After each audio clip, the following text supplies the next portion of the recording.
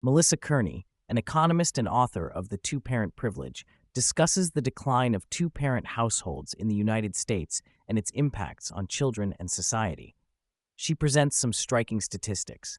Only 63% of children in the U.S. are now being raised in married parent homes, compared to much higher rates in other countries.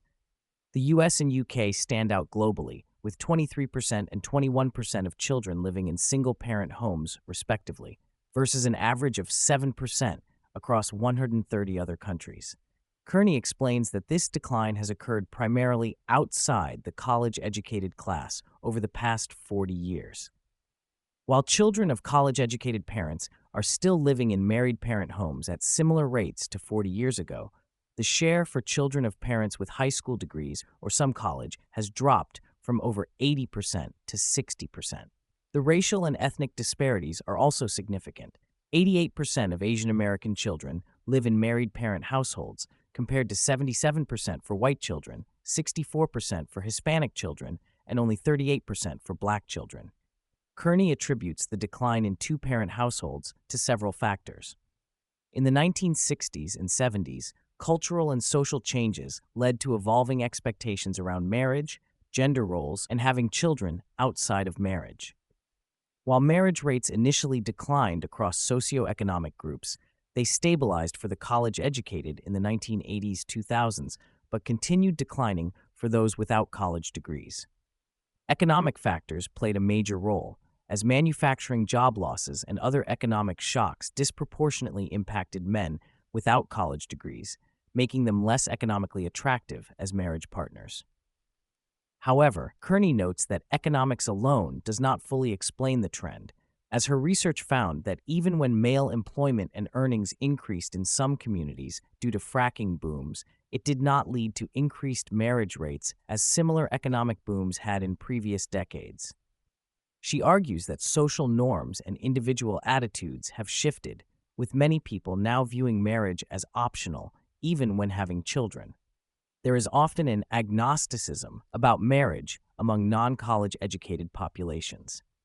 Kearney contrasts this with the attitudes in Asian American and college-educated communities, where there are stronger social norms around staying together for the children.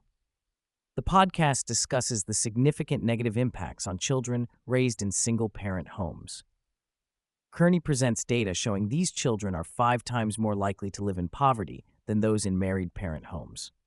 They have less household income, fewer resources, live in poorer neighborhoods, attend lower quality schools, and receive less parental time and attention. This translates to worse outcomes across many measures.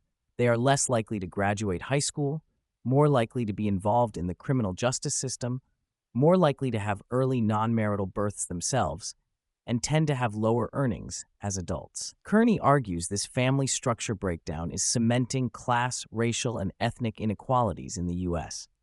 It creates a vicious cycle, as boys growing up without fathers are particularly negatively impacted in ways that make them less attractive as future marriage partners, perpetuating the cycle of single-parent households. The podcast host, a former teacher, shares his firsthand experiences seeing these impacts play out with students from single-parent homes struggling behaviorally and academically. A significant portion of the discussion focuses on why this topic has become controversial and taboo to discuss openly. Kearney identifies several reasons. 1.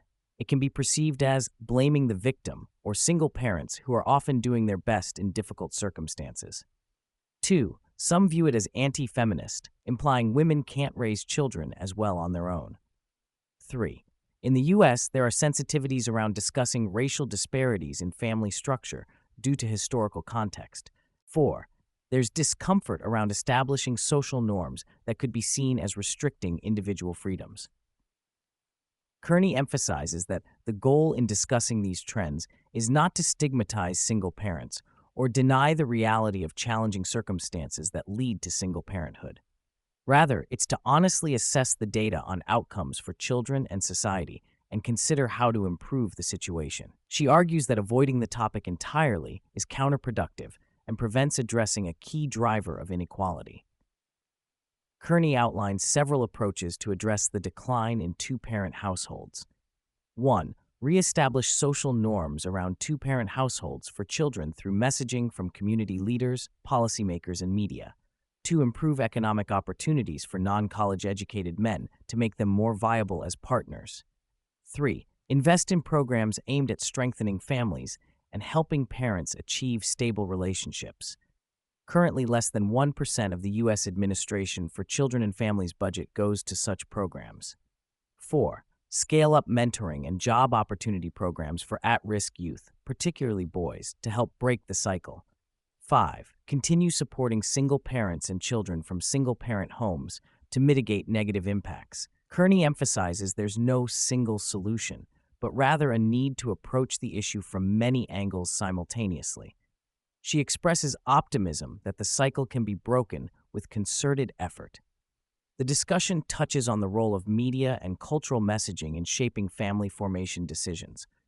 Kearney shares research she conducted showing that the MTV show 16 and Pregnant contributed to a significant drop in teen pregnancies by portraying the challenges of teen parenthood. This demonstrates how media portrayals can influence behavior around family formation. The increasing secularization of society is also discussed as a potential factor, as religious institutions have traditionally reinforced norms around marriage and family structure. With fewer people participating in religious communities, there are fewer trusted voices promoting these messages.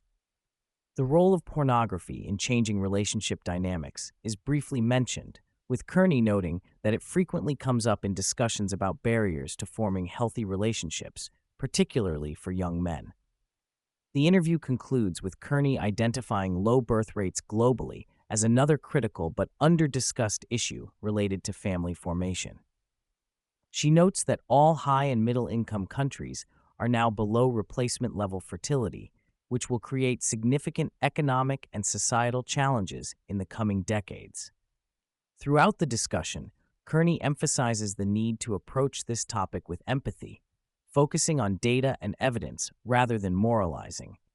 She argues for the importance of having honest conversations about family structure, even when uncomfortable, in order to address its impacts on inequality and child outcomes. The overall message is that while there are no easy solutions, ignoring the issue is not an option if we want to improve outcomes for children and reduce societal inequalities.